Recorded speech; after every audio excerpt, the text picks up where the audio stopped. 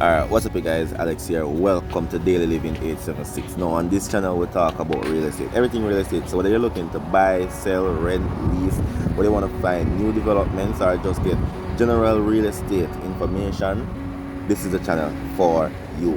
Now, full disclaimer that at the time of this recording I am not a real estate agent, but it's definitely something I'm working towards getting into.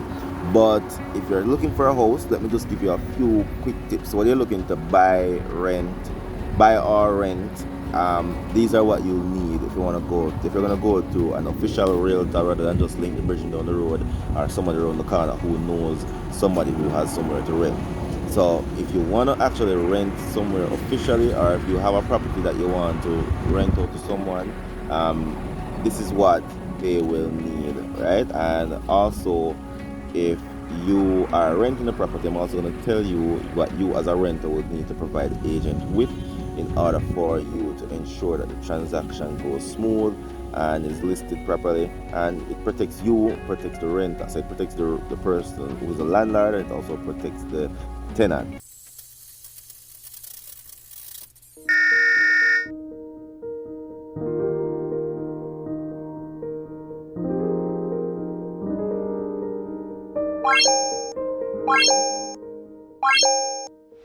So let's talk about if you actually want somewhere to rent. So if you are a potential tenant, what you need is your ID, TRN, proof of address, and your last 3-month pay slip or 6-month bank statement. Now, let me explain this. Your ID and your ID and your TRN. Your TRN is tied to everything financial. Your ID proves who you are. Your job letter or your bank statement or payslip proves that you actually can pay the rent. And last but not least, the proof of address is for just to say where you're coming from. So if you live with your parents, JP can write you a letter proving that, hey, I used to live with my parents. This was my previous address, yada yada yada. I mean, for some persons who might be moving out of a bad community into a better community, it might affect you depending on how the renter sees it, but that is needed. You'll also get a form if you're going through the proper channels, that is, that will ask for 2 references. So that's basically what you need as a person who is going to rent. So if you are the one who's going to rent the property, you most definitely will need to get all of those. Alright, so if you are seeking to become a landlord, if you have some property you want to rent out and you're seeking to become a landlord, you will need your ID, TRN, proof of address, and the title. Now, the ID and TRN is pretty much explanatory, as mentioned in before. That ties into proving to who you are, and just in case any documents need to get filed, that's necessary. A proof of address proves where you live, because that, listen, you can't just be renting somewhere and nobody, if push comes to shove, you can't find anybody. If the tenant needs to find you or you need to find the tenant, these need to be documented by the listing agent so that contact can be made by to either party at their addresses. This information might not be public information, but it is needed. Now, your title is needed to show that, listen, I or you actually own a property. Now, if you don't actually own a property, there are ways where you can get you need an authorization letter from the person who actually owns the property to say, listen, I authorize John Brown to rent this property on my behalf. Or else, if you're doing it through the proper channels, not just advertising it in the Glean or just putting it out there, if you're doing it through the proper channel where you'll have an agent, an actual real estate agent listing your property, you will most definitely need these. And it's for your protection as well as the tenants.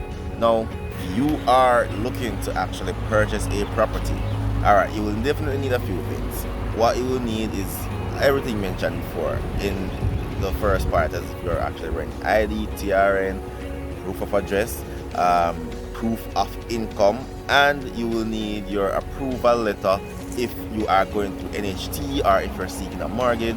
If not, and you're going to actually be paying cash, you need something from the bank to say, hey, listen, I have this money and I can pay cash. So that's pretty much what you will need if you actually need to purchase a place. So if you're going to be purchasing, Don't wait until you see the place that you need to actually go and get these. Go and get the NHT approval letter, or you go and see how much the bank approves you for, so you can get those pre-approved letters, so that when you see a property and you bring that ahead, all you need to do is present that and it will serve as your bid in. Then once you get approved by the seller, then you take that to the bank. The bank will do the necessary paperwork and your funds are released. Now, if you are looking to actually sell the property, you actually won't need a lot. What you'll need is the same thing that you need as a landlord. It's much easier for you to actually sell, and once you have all your documents right and you sign out a few paperwork, the agent will list your property on the market and take the proper channels to protect you. Now, it is important that you get a real estate agent to actually list your property, because while you can just put it out there and have it and you're gonna say, you know what, I don't want to give the real estate agent no money, because you're trying to shortcut the thing. The agents are there to help to protect you, because they vet whoever is actually coming to your property, so that person is vetted properly and you don't have the headache of actually meeting the person in person. So you don't ever have to actually talk to your tenants if you don't want to. You don't have to meet whoever is purchasing the house if you don't want to. That is optional, and you can be in Dubai and be selling your house in Jamaica, or vice versa, whatever it is, and you don't have to worry about the headache and stress and run up and down and betting person to ensure that we are either renting to or selling to is a person that is qualified and has everything. All right, so one thing I didn't mention though, if you're looking to purchase, you need remember you need that closing cost, right? I think that's about 10%. I think it's 5 or 10% of the actual cost of the property. So you need to actually have that in cash. So even if the bank approves you for whatever, you need to have that money in cash to actually pay for the processing fees, lawyer fees, that kind of thing, to ensure that all the paperwork is done right and everything goes through smoothly. Now, if you appreciate this information, please be sure to hit the like button, hit the share button, subscribe for new videos. Let's go.